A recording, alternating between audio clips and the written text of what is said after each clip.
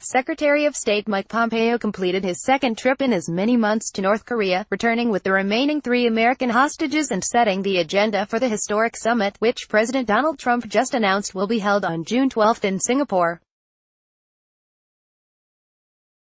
Reading news reports out of last month's meeting between the leaders of the two Koreas could lead one to conclude that Kim Jong-un is ready to abandon North Korea's nuclear program in exchange for security guarantees from the United States. If accurate, this may be the basis for a peaceful, diplomatic outcome to one of the most urgent security threats facing the United States. Story continued below. But before we declare peace or book flights to Oslo for the Nobel ceremony, let's take account of lessons from prior negotiations with North Korea to counter what is likely Kim's attempt to undercut support for sanctions and drive a wedge between the United States and South Korea.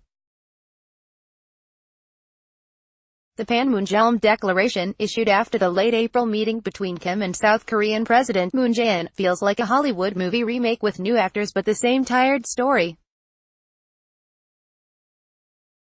North Korea has pledged on multiple occasions to not to acquire nuclear weapons, beginning with the North's accession to the Nuclear Non-Proliferation Treaty in 1985. In 1992, Kim's grandfather committed to 3 no's: no nuclear weapons, no nuclear reprocessing and no uranium enrichment. North Korea was caught red-handed cheating multiple times on all 3 nuclear no's, but still received security assurances from the United States in 2005 when both sides pledged to respect each other's sovereignty, exist peacefully together, and normalize relations.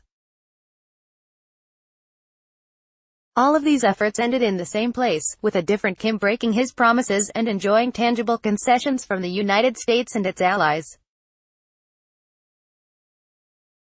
To counter Kim's smile diplomacy and avoid his trap, the Trump administration should take 4 lessons from prior negotiations with North Korea, Libya and Iran.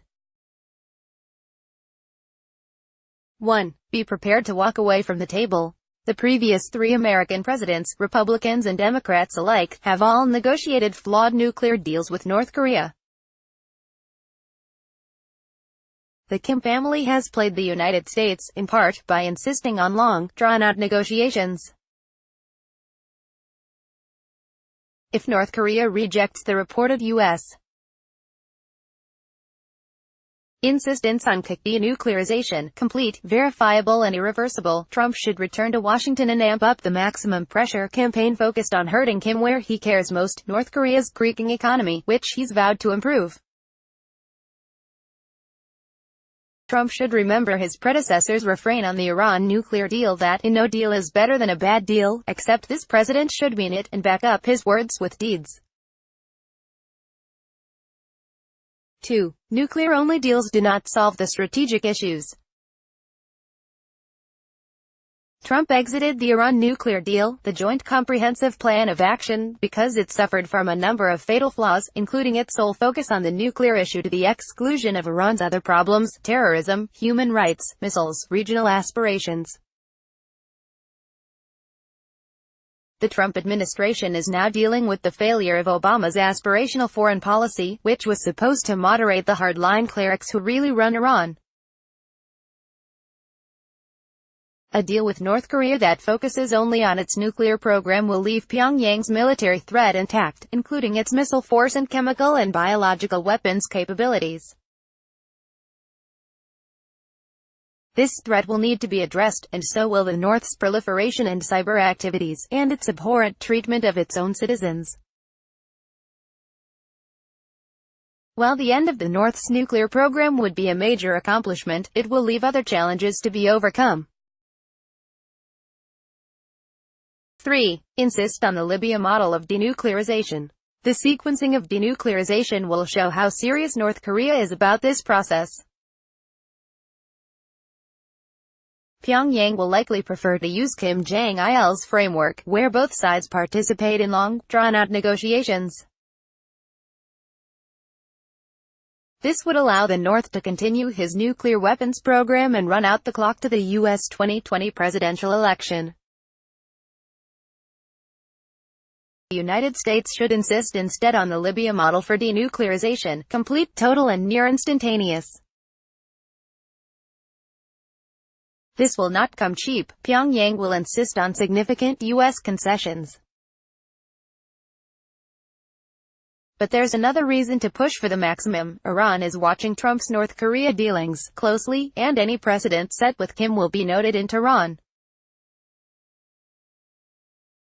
4. Don't release the pressure. The past two presidents have relieved effective sanctions pressure before receiving tangible results. In 2007, the George W. Bush administration relieved sanctions on a key bank facilitating North Korea's illicit activities and removed Pyongyang as a state sponsor of terrorism. In return, the U.S. received empty promises and the North Korean actions were easily reversible. In 2015, the Obama administration relieved crushing sanctions on Iran that had harmed the Iranian economy. With North Korea, Trump should hold off on sanctions relief until Kim takes real and irreversible actions toward denuclearization. The Trump-Kim summit is an achievement in and of itself. But it could easily fail. Fortunately, Trump possesses the upper hand thanks to his team's adept use of all the elements of American power. If Kim balks, Trump should ramp up the economic and military pressure. That's really what Kim fears, and Trump should use that leverage to his advantage. Anthony Ruggiero, a senior fellow at the Foundation for the Defense of Democracies, was the non-proliferation advisor to the U.S. delegation to the 2005 rounds of the six-party talks and spent more than 17 years in the U.S. government. Follow him on Twitter at _Ruggiero.